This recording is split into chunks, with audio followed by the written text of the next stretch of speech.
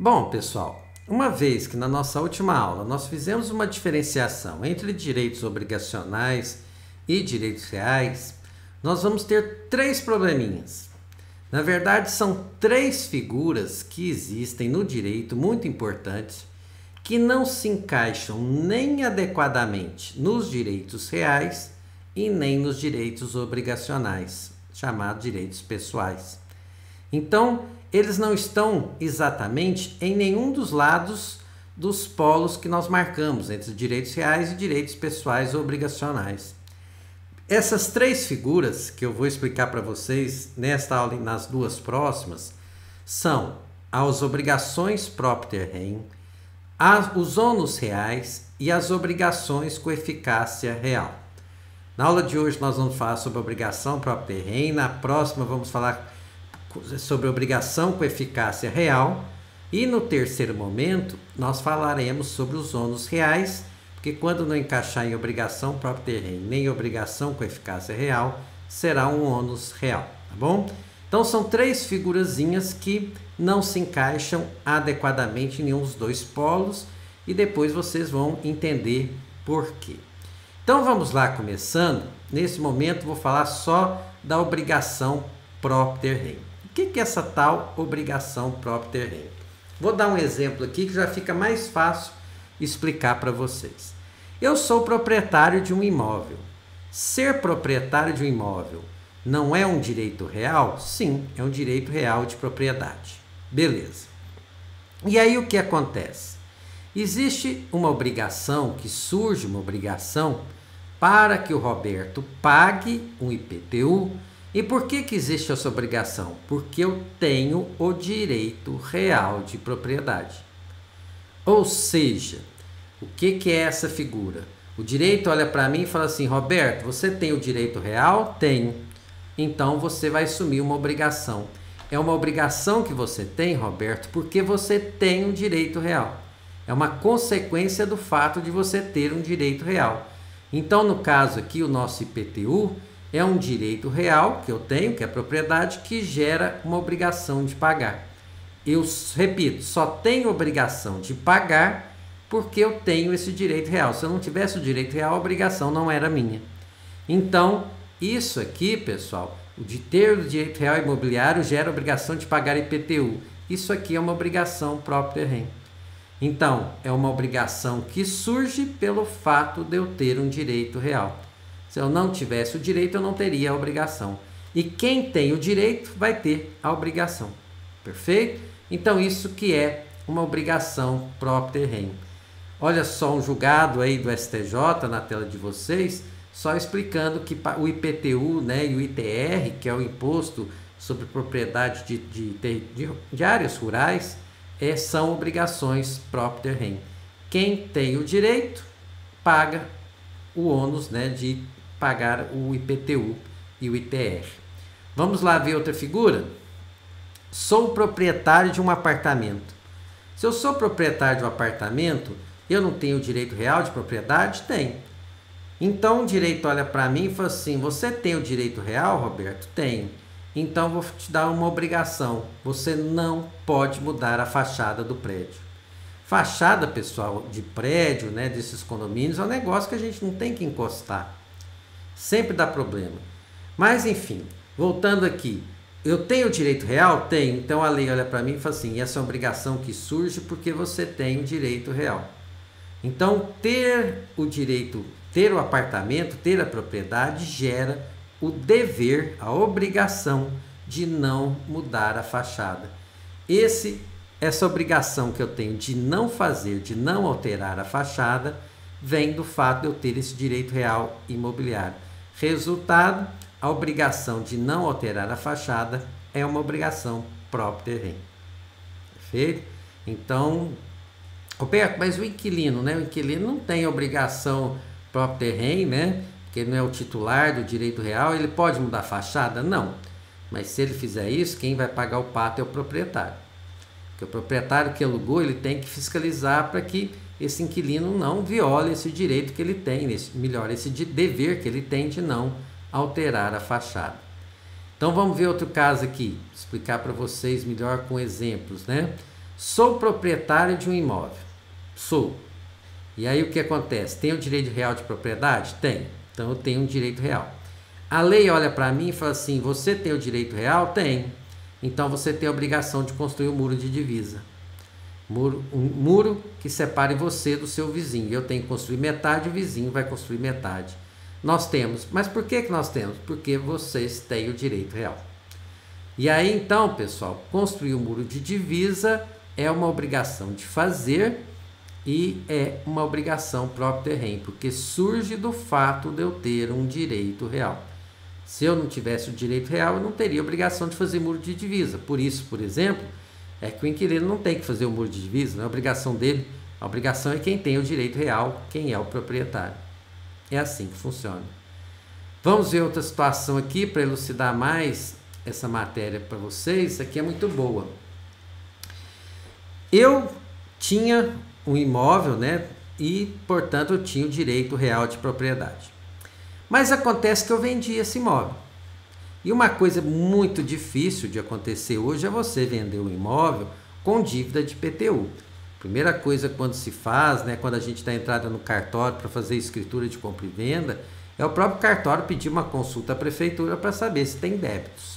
Então eles fazem essa pesquisa antes de fazer a escritura. Se tem débitos, a gente tem que pagar o débito para depois fazer a escritura.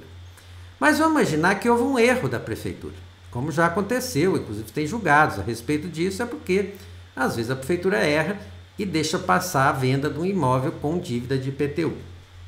E aí vamos supor que nesse caso aqui aconteceu, isso aqui é um caso real, e aí fez a venda do imóvel e o comprador então está agora na propriedade do imóvel. E agora a prefeitura quer receber o IPTU. O problema é que a prefeitura não sabe se tem que cobrar o antigo dono ou o atual dono. O IPTU venceu, ele surgiu na época que era um proprietário antigo. Mas a dúvida da prefeitura é que se isso for obrigação própria terreno, ela tem que cobrar de quem é o proprietário. É isso que a lei fala, paga IPTU quem é o proprietário, nem quem foi, nem quem vai ser, é quem é hoje. Você tem um imóvel, você paga o IPTU. E aí surge essa dúvida. Então, nesse caso, se passar essa venda, então quem paga é o atual proprietário? Será que isso é justo? Resposta, pessoal. Justo até pode não parecer, mas foi o que decidiu o STJ. Por ser obrigação própria terreno, ela acompanha a coisa. Onde a casa vai, a obrigação vai junto. E aí, pessoal, quem tem que pagar o IPTU é quem é o titular da casa. Depois que ele pagar o IPTU, que ele entre, né, com uma ação de regresso, uma ação de indenização contra o antigo dono. Ele tem o direito, mas quem vai pagar para a prefeitura é o atual proprietário. E se ele não pagar, a prefeitura pode cobrar dele. Então, isso em virtude de ser uma obrigação próprio terreno e mais aquela característica da aderência que nós falamos nas nossas primeiras aulas, tá bom? Sou proprietário do imóvel, vocês falaram que eu tinha obrigação de construir o muro de divisa, que isso era uma obrigação próprio terreno, eu até concordei com vocês, beleza. O problema é o seguinte, não fiz, e aí eu vendi o imóvel e o imóvel agora tem um novo proprietário, que é o comprador. Essa obrigação de fazer o muro de divisa, será que continua com aquela pessoa que vendeu? Ou será que ela acompanhou a coisa e foi agora é uma obrigação do novo titular da venda? O novo titular da propriedade, desculpa. Será que é uma obrigação do novo titular da propriedade? Resposta é isso mesmo. Como se trata de uma obrigação própria terreno, ela acompanha a coisa. Então, quem vai ter que fazer o muro de divisa é o comprador. E eu não vou nem entrar no mérito aqui se ele poderia pedir o ressarcimento para o vendedor, né? A pessoa, o antigo dono. Porque isso aí vai depender muito do que foi combinado. Certo? O que foi convencionado, normalmente nesse caso aqui não tem direito não. Mas depende do caso concreto, tá bom? Então, mais um exemplo de obrigação própria terreno. Vamos ver outro caso aqui? Isso aqui é muito interessante, é o do locatário, né? Pessoal, é muito comum, principalmente aqui em Uberaba, os contratos de locação feitos através de imobiliária A imobiliária coloca uma cláusula passando a responsabilidade de pagar o IPTU para o inquilino. Eu acho isso fica muito pesado, o inquilino acaba aceitando porque ele precisa do imóvel para morar, não é uma prática nada legal, mas acontece em quase todos os contratos de locação que existem nesse município de Uberaba.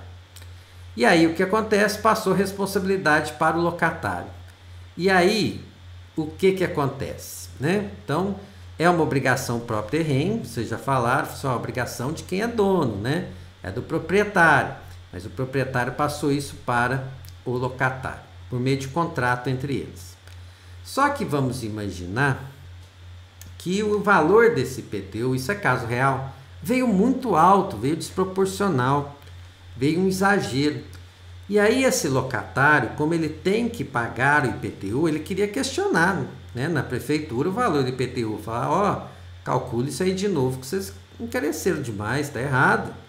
O imóvel aqui não vale tanto não, para vocês cobrarem IPTU desse valor. E ele gostaria de questionar, mas quem pode questionar o valor do IPTU, pessoal, é quem tem a obrigação de pagar.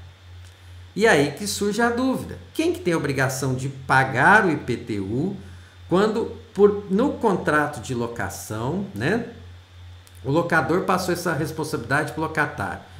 Vou reformular minha pergunta que eu acho que ficou confusa. Quem tem a obrigação de pagar aqui é o locatário. Eu quero saber o seguinte, se a prefeitura tiver que cobrar esse IPTU, ela vai cobrar o IPTU do proprietário ou do locatário? Porque essa resposta de vocês vai definir se o locatário pode ou não questionar o valor do IPTU.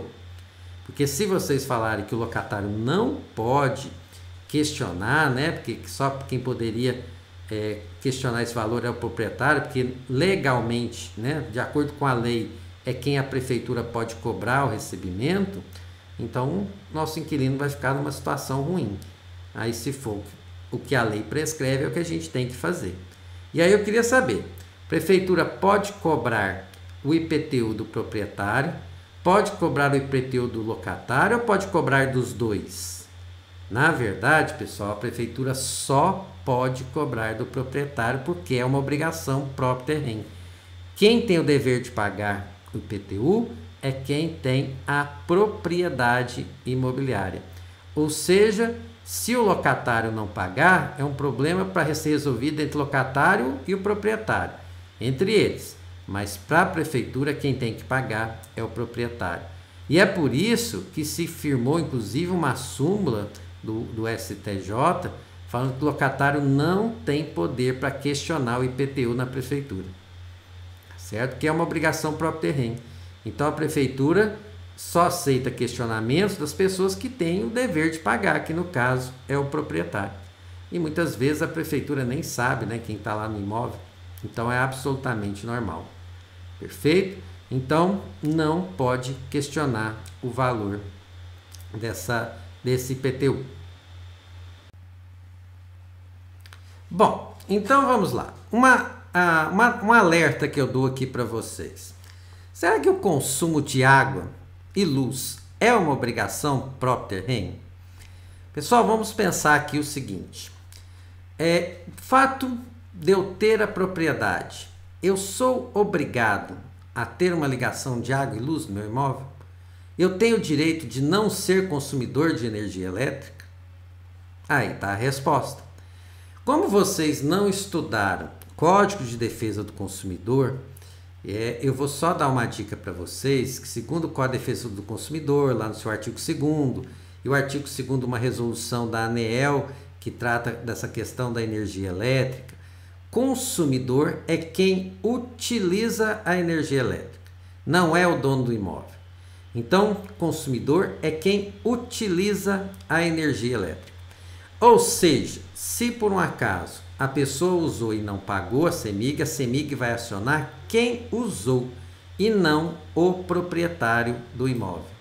Ou seja, uma coisa eu já falo para vocês, eu não pago energia elétrica, eu não pago o consumo de água porque eu sou proprietário, mas porque eu sou usuário desse serviço. E isso, pessoal, por si só já caracteriza que não é uma obrigação própria terreno. Só a título de comentário, a CEMIG aqui em Uberaba já entendi isso há muito tempo, tanto que quando se aluga um imóvel, o inquilino vai até a CEMIG e põe a conta em nome dele.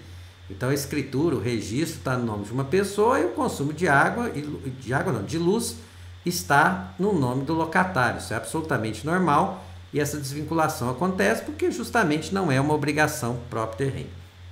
Agora, a Companhia de Águas de Uberaba entendeu por muito tempo que o consumo de água era uma obrigação próprio terreno. Então ela não autorizava que as pessoas mudassem a titularidade da conta. Não autorizava. Essa situação perdurou até muito recentemente, certo? Vou mostrar para vocês uma reportagem. E aí, antes de mostrar a reportagem propriamente, deixa eu só fazer um raciocínio aqui com vocês. Então, se eu tinha o vendedor vendia a casa e deixava despesas de água e luz vencidas, se for uma obrigação próprio terreno, quem tem que pagar é quem comprou. A exemplo do IPTU, que nós estudamos, a exemplo da construção do muro de divisa. Agora, se não for uma obrigação próprio terreno, é porque é uma obrigação pessoal. E se for obrigação pessoal, aí quem vai pagar é o próprio vendedor, porque foi ele que usou a água e energia elétrica. Então, essa é a consequência de saber se o consumo de água e luz é próprio terreno ou não. E no nosso caso aqui, como nós já adiantamos, a despesa de água e luz continua com o vendedor. O imóvel foi embora e a despesa ficou. Então, eu estava falando aqui um entendimento do STJ nesse sentido, dizendo exatamente que fornecimento de água é uma obrigação pessoal, exemplo do consumo também de energia elétrica. E aqui que eu queria mostrar para vocês que em dezembro de 2021, a empresa de águas de Uberaba reconheceu que realmente a água não é uma obrigação próprio terreno. Não é. Então, é uma obrigação pessoal. Então, desde essa data, do finalzinho de dezembro do ano de 2021, a empresa de águas de Uberaba, a Codal, passou a autorizar que a titularidade da conta fosse diferente do nome da escritura, porque realmente não é uma obrigação próprio terreno. E aí, como é que se funciona nesse caso? Você, assim, Roberto, mas aí o cara não vai pagar, o cara não está nem no imóvel, tudo bem. Mas se um dia esse rapaz precisar de uma nova ligação de energia elétrica ou de água aqui em Uberaba, ele não consegue, a não ser que ele pague as dívidas que ele tem junto à Codal ou à CEMIG. Então funciona de uma forma de pressão.